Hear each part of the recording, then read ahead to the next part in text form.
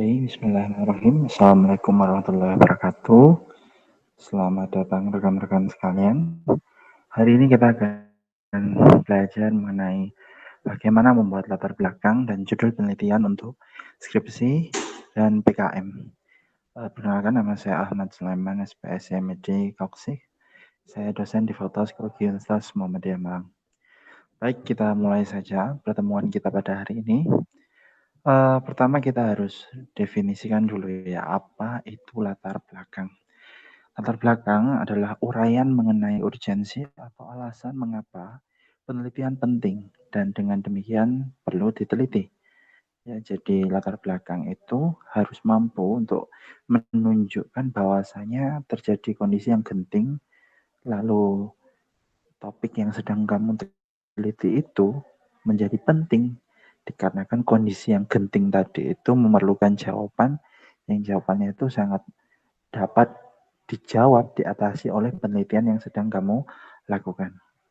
Sehingga jangan sampai kemudian kita membuat latar belakang yang tidak mampu menunjukkan adanya krisis, adanya kekurangan, adanya pertentangan, adanya konflik. Ya. Jika latar belakang tidak mampu untuk menunjukkan krisis, konflik, masalah, ya, tidak menunjukkan ada data-data yang akurat, valid, maka latar belakangmu bisa kita katakan sebagai latar belakang yang lemah.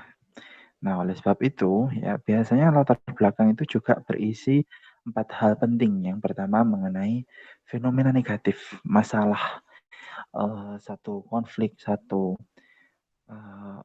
perselisihan, ya, satu kondisi yang kita sangat sedih, khawatir, nah, yang kemudian membuat masyarakat kemudian gelisah.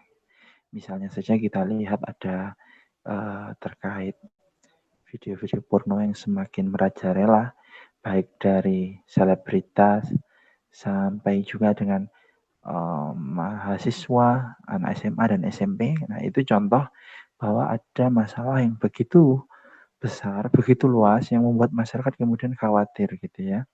Kita lihat ada respon reaksi dari banyak orang, entah di Instagram, entah di luar sana yang kemudian sampai melaporkan pihak-pihak yang disangkakan telah melakukan tindak-tindak asusila dan terekam di dalam video-video itu. Nah, itu contoh ada satu masalah fenomena yang kemudian bisa kita teliti. Ya, kita melihat oh ini ada permasalahan yang harus kita jawab. Kemudian jangan lupa latar belakang itu harus berisi argumen atau pandangan kritis kita mengapa masalah itu menjadi perhatian atau suatu isu yang harus segera diselesaikan. Contohnya dalam konteks selebrita yang memberi yang videonya tersebar di mana-mana ya, kita bisa katakan bahwasanya selebrita adalah tokoh public figure ya yang tindak tanduknya akan dilihat, diperhatikan dan dicontoh oleh generasi muda kita. Sehingga kemudian ketika ada video shoot yang notabene wajah dari aktor dalam video itu mirip dengan salah satu selebrita, maka kemungkinan untuk seorang anak kemudian meniru lalu membayangkan bahwa oke, it's fine gitu ya, itu nggak apa-apa.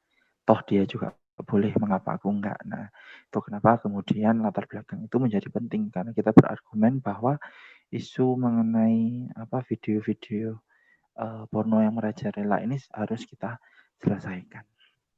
Kemudian yang ketiga, data-data statistik yang relevan ya, yang bersumber dari lembaga-lembaga kredibel. Nah, misalnya kita bisa minta data ke kepolisian ya terkait ada berapa sih tingkat kekerasan kepada mungkin anak, kepada pasangan, atau bahkan mungkin tingkat kriminalitas seperti tingkat perceraian, mohon maaf seperti tingkat pemerkosaan misalnya, ya kan, seperti tingkat kekerasan-kekerasan seksual yang lain ya yang menyebabkan kemudian seseorang terlukai gitu ya, trauma. Nah, itu contoh-contoh data yang bisa kita ambil ya.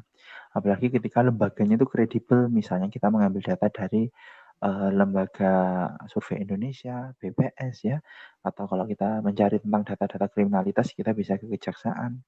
mengenai mungkin berapa kasus yang telah disidang ya dengan topik-topik yang mungkin relevan, misalnya berapa kasus pemerkosaan yang sudah disidang. Nah, itu contoh data-data statistik ya yang bisa kita kumpulkan.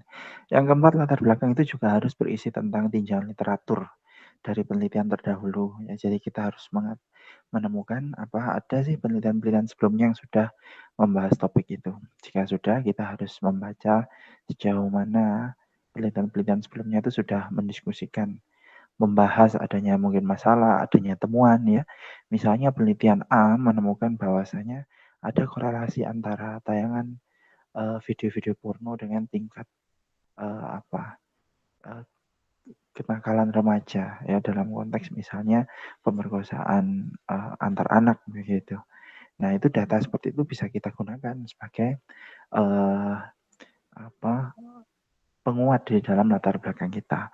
Namun sebaiknya kita juga memberikan data pembantah gitu ya, literatur pembantah, agar kemudian penelitian kita itu terlihat hidup, terlihat bahwasanya ada dialektika ya yang terjadi di antara peneliti. Misalnya penelitian lain mengatakan bahwasanya tidak benar bahwa terjadi dengan mudahnya seseorang hanya dengan tahu atau melihat video porno yang hanya 18 detik kemudian melakukan tindakan kriminalitas berupa kekerasan seksual, ya itu sama sekali tidak ada pengaruhnya, sangat minim kemungkinan ada pengaruhnya karena misalnya dia berargumen bahwa apa yang terjadi itu tidak diperiksa dalam satu laboratorium di mana kita tidak melihat sebab dan akibatnya secara langsung gitu. Nah, terus kita membantah lagi bahwasanya ya tidak mungkin semua hal itu bisa kita lakukan uji penelitian dalam sebuah laboratorium ya. Apalagi fenomena kehidupan manusia itu sangat kompleks, sehingga kadang ada banyak hal yang tidak bisa kita investigasi dengan menggunakan metode penelitian yang kaku, yang mungkin bagi kita sangat ilmiah, namun ketika kita laksanakan justru akan merubah atau membuat fenomena itu menjadi tidak asli lagi. Ya, padahal kita ingin meneliti bagaimana fenomena itu ketika terjadi dalam konteksnya yang nyata. Oke, jadi itu ya latar belakang dia harus mampu untuk menunjukkan bahwa ada masalah, ada kegentingan, ya ada sesuatu yang membuat kita gelisah dan merasakan bahwa penelitian kita ini arahnya udah jelas gitu ya. Arahnya ini membahas sesuatu yang memang relevan dan penting untuk masyarakat, bukan sekedar sesuatu yang mungkin uh, kita lakukan di sela-sela waktu gitu ya, karena mungkin topiknya bagi kita menarik, keren gitu. Tapi juga kita ngeliat bahwasanya topik ini ternyata mengandung masalah dan kita berusaha untuk mengatasi masalah itu ya, karena penelitian yang baik adalah penelitian yang berusaha untuk menyelesaikan permasalahan sosial ya, tidak serta-merta hanya meneliti untuk dirinya sendiri, untuk ilmu itu sendiri. Oke, kita lanjutkan berikutnya ya untuk fenomena. Fenomena itu ini saya punya contoh ya, misalnya ada bagaimana pemerintah sudah berusaha untuk meningkatkan kualitas pendidikan ya, namun ternyata faktanya kondisi ideal itu belum tercapai ya. Misalnya kita kemudian mengatakan ada angka putus sekolah yang masih tinggi ya, kita bisa mengutip entah dari uh, jurnalistik ya, berita-berita jurnalistik, atau mungkin juga dari data-data dari Kemendikbud misalnya. Nah, dan data-data itu kemudian membuat kita menyimpulkan ya bahwasanya orang tua, guru, dan juga stakeholders pendidikan yang lain ya belum mampu untuk mengatasi masalah pendidikan itu tadi. Kemudian kita masuk ke argumen ya. Di argumen ini kita menyajikan pandangan kritis kita ya, yang juga disertai dengan rasionalisasi ya, yang ditunjang dengan bukti ya, untuk memperkuat alasan kenapa kok penelitian ini penting ya. Ini contoh saya misalnya teknik dialog Socrates adalah satu metode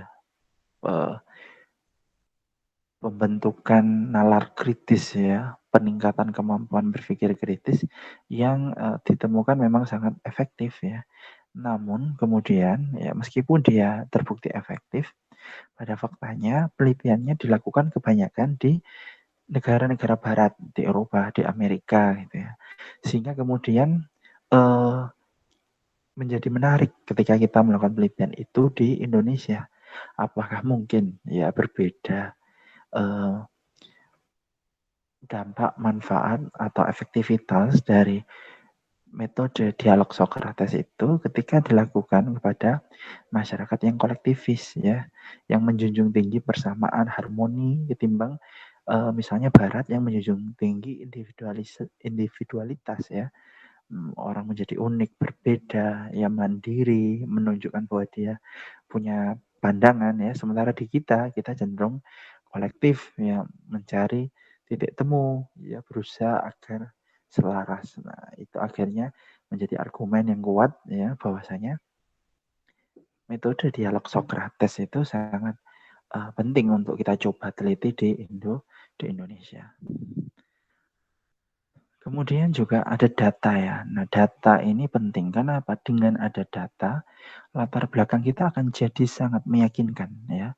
Dan data itu harus kita bagi menjadi dua ya, data primer, misalnya data yang kita dapat langsung dari lapangan, entah dengan wawancara, dengan pengamatan ya, atau data sekunder, misalnya data yang sudah diolah, yang sudah diproses oleh pihak yang lain ya, misalnya data statistik, data-data tabel ya di Forlab Dikti, misalnya infografis di Tirto atau Tempo. Nah, contohnya misalnya ini saya ada data nih ya dari United Nations, misalnya dari PBB. Berdasarkan data PISA tahun 2020, Indonesia menempati posisi ke-93 dari 104 negara yang siswanya diukur. Ya, artinya, wah, Indonesia secara kualitas pendidikan ya, capaian pembelajarannya ternyata masih minim. Terbukti dari ternyata kita berada di peringkat 93 dari 114 ya. Saya mohon maaf ini datanya data fiktif ya, tapi memang secara kenyataan kita juga nggak berada pada posisi yang tinggi.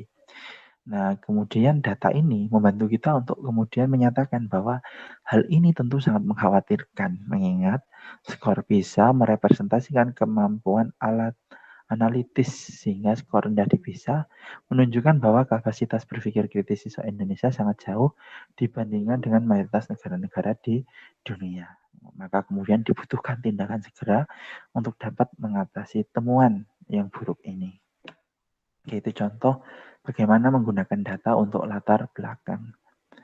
Kemudian yang keempat adalah tinjauan literatur ya. Di tinjauan literatur itu kita berusaha untuk menggambarkan bagaimana peneliti-peneliti sebelumnya telah mengkaji, lalu mempunyai kesimpulan ya, memiliki pendapat dan temuan misalnya mengenai penelitian yang sedang kita lakukan ya. Misalnya kita temukan Oswald Bune ya, dia menyatakan bahwa di Jepang itu anak sangat enggan gitu ya untuk bertanya, dikarenakan di sana ada pemahaman bahwa ketika anak atau murid bertanya, seolah-olah mereka itu tidak paham, mereka uh, tidak paham ya, dan itu menunjukkan bahwa gurunya itu nggak kompeten dalam mengajar.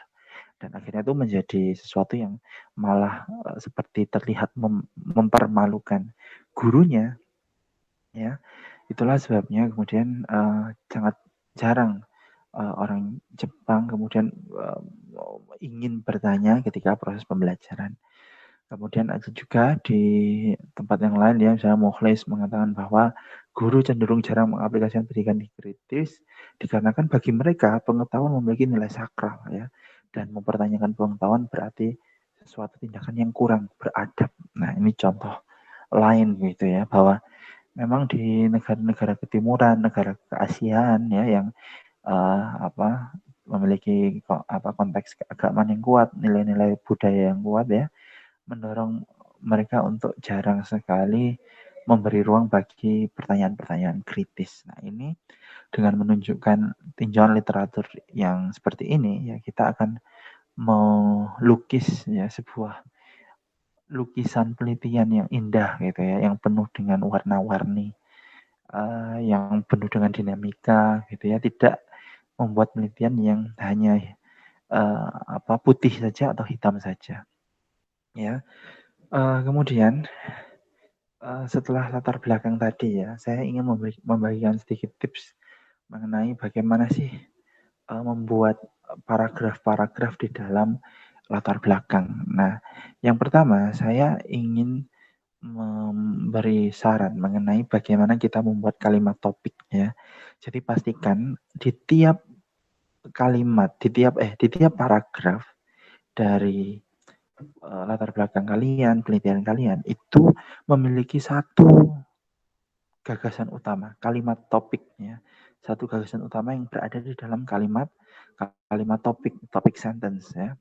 Karena apa? Karena topik sentence itu akan membantu kalian untuk menata, mengorganisir gagasan-gagasan kalian sehingga lebih sistematik, lebih teratur, lebih efisien ya, lebih terjalin berkelindan satu sama lain dengan cantik. Nah, dan gagasan atau kalimat topik juga membantu kita untuk menetapkan ya, misalnya di dalam satu kalimat itu apa aja sih batasan-batasannya yang ingin kita bahas, apakah yang ingin kita bahas topik mengenai kaitan antara berpikir kritis dengan budaya ataukah hal yang lain.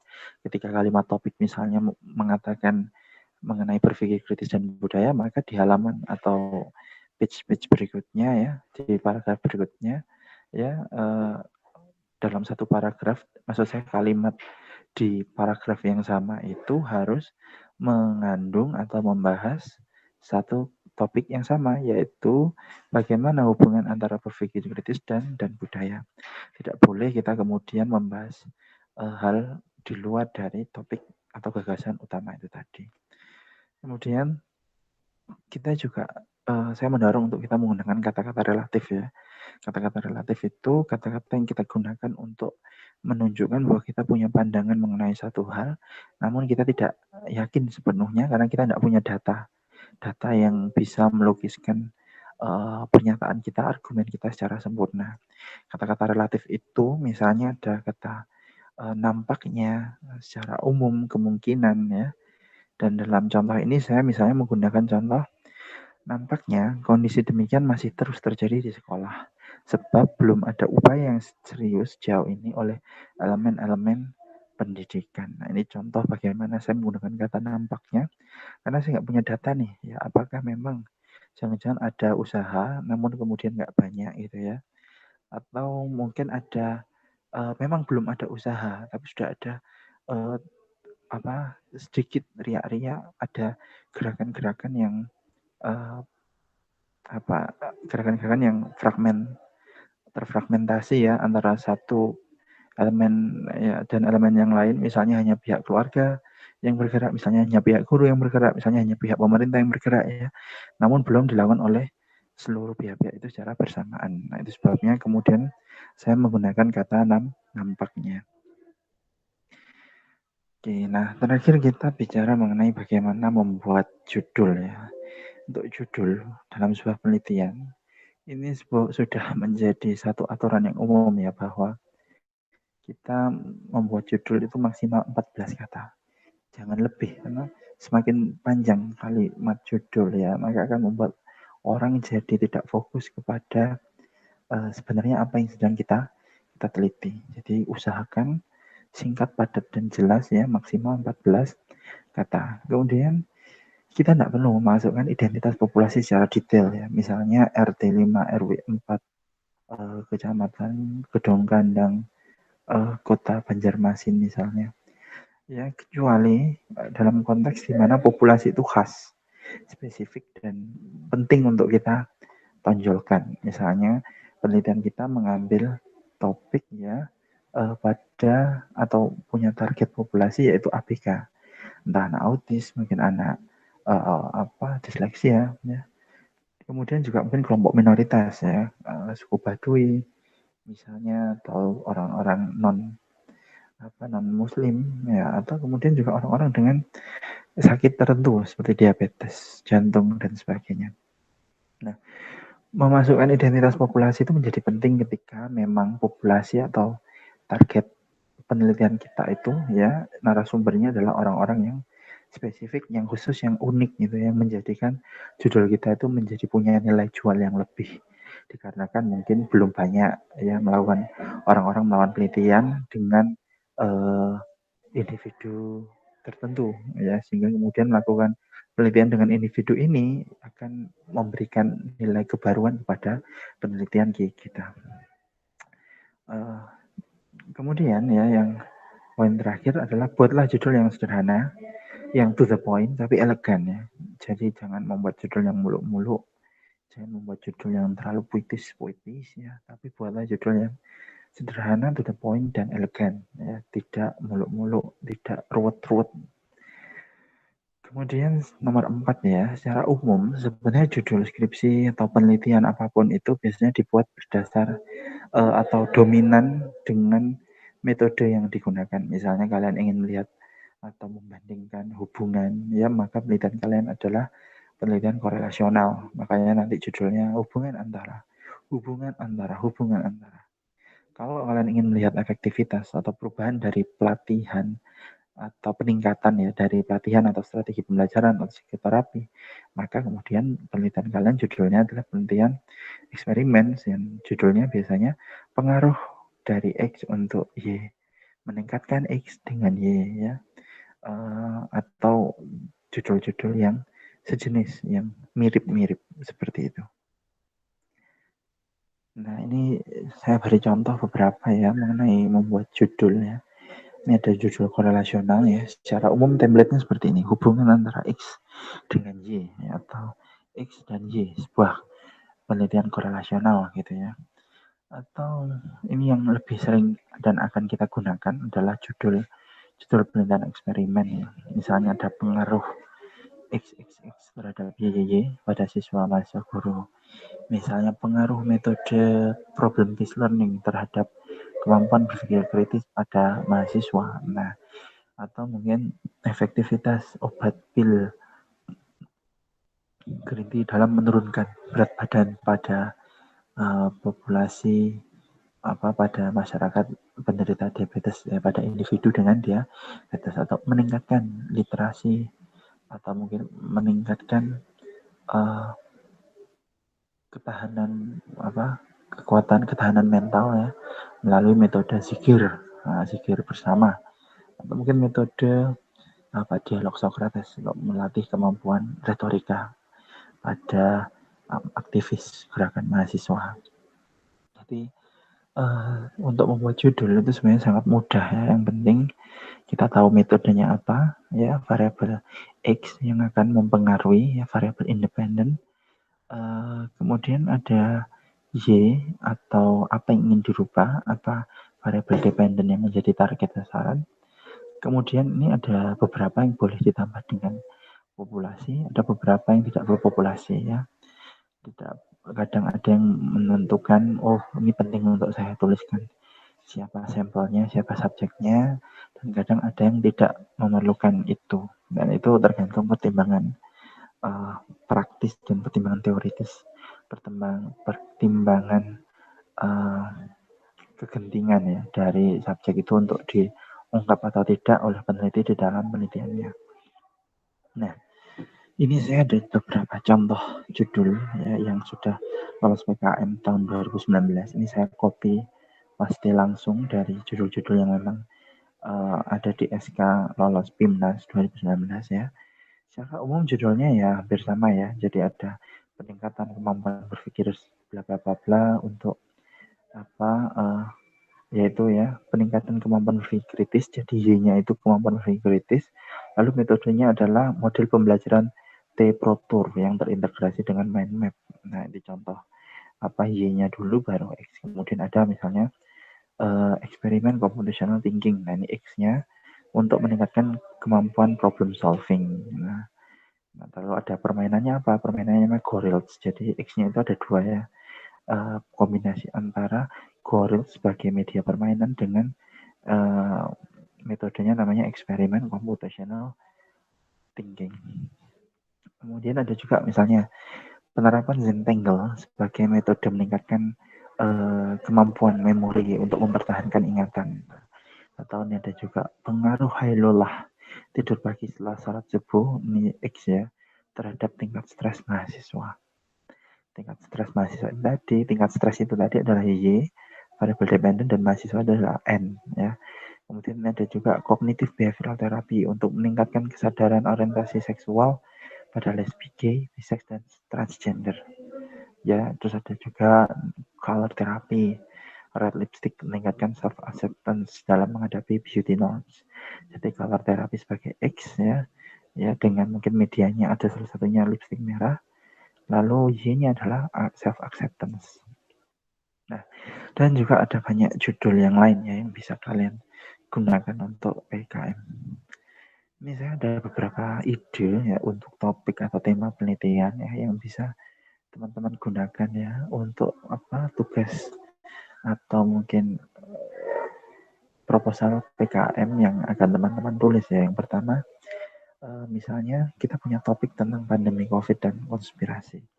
Kita bisa bikin judul, misalnya kita kepingin membuat satu hal yang bisa mengatasi atau meningkatkan kesadaran ya mengenai konspirasi itu salah lah atau ininya melawan konspirasi. Kita bisa bikin judul nih, kartun Bang Gojek untuk mengurangi persepsi masyarakat terkait COVID-19. Atau mungkin ya kalau kita ngeliat kartun itu hanya cocok untuk anak-anak uh, sekolah dasar begitu ya atau SMP. Nah, kita ingin yang lebih dewasa lagi, gimana kalau untuk yang usia 15 ke atas sampai usia mahasiswa ya. Kita buat misalnya duta kesehatan milenial untuk mengedukasi masyarakat mengenai COVID-19. Kemudian bisa jadi misalnya kita ada topik yang lain ya, pandemi COVID dan pembelajaran. Kita punya judul misalnya 5 minutes meditation untuk mengatasi Zoom fatigue karena pembelajaran daring. Nah, ini contoh karena kita tahu bahwa pembelajaran daring kan memaksa kita untuk duduk ya, menonton seminar, menonton Zoom, dan itu kan sangat melelahkan ya. Karena kita hanya duduk melihat dan fokus tanpa bisa berinteraksi dengan dosen secara langsung, dengan teman-teman ya, dan kita ada di dalam ruangan kamar. Biasanya kita juga mengalami kebosanan. Nah, akhirnya kita pikir apa yang bisa kita lakukan untuk mengatasi itu. Kita bisa menggunakan 5 minutes meditation ya untuk mengatasi Zoom fatigue. Nah, atau mungkin kita juga bisa membuat judul ya pengaruh pembelajaran daring terhadap stres belajar pada mahasiswa. Jadi kita melihat aja apa bedanya ya, apakah persepsi mahasiswa ketika dia dalam kondisi corona ini belajar daring, apakah mereka merasa lebih stres atau tidak ya dalam proses belajar mereka dibandingkan ketika mereka tidak ada COVID dan tidak belajar secara daring.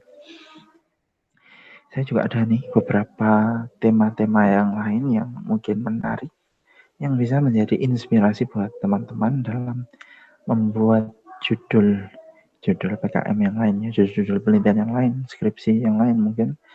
Yang intinya kalau dari saya adalah yang penting adalah novelty, kebaruan ya. Bagaimana penelitian kita itu membahas sesuatu yang kekinian yang memang menjadi masalah besar yang harus kita selesaikan ya. Jangan kita sampai terjebak pada penelitian yang terlalu teoritis ya, konseptual, tapi kemudian nilai manfaatnya kepada masyarakat itu sangat minim. Jadi barangkali kita harus bisa menyeimbangkan antara konseptualitas dengan praktikalitas. Jangan sampai satu mengalahkan yang lain, satu mendominasi yang lain. Jangan sampai. Oke, mungkin itu pengantar materi dari saya. Terima kasih dan sampai jumpa lagi untuk pertemuan berikutnya.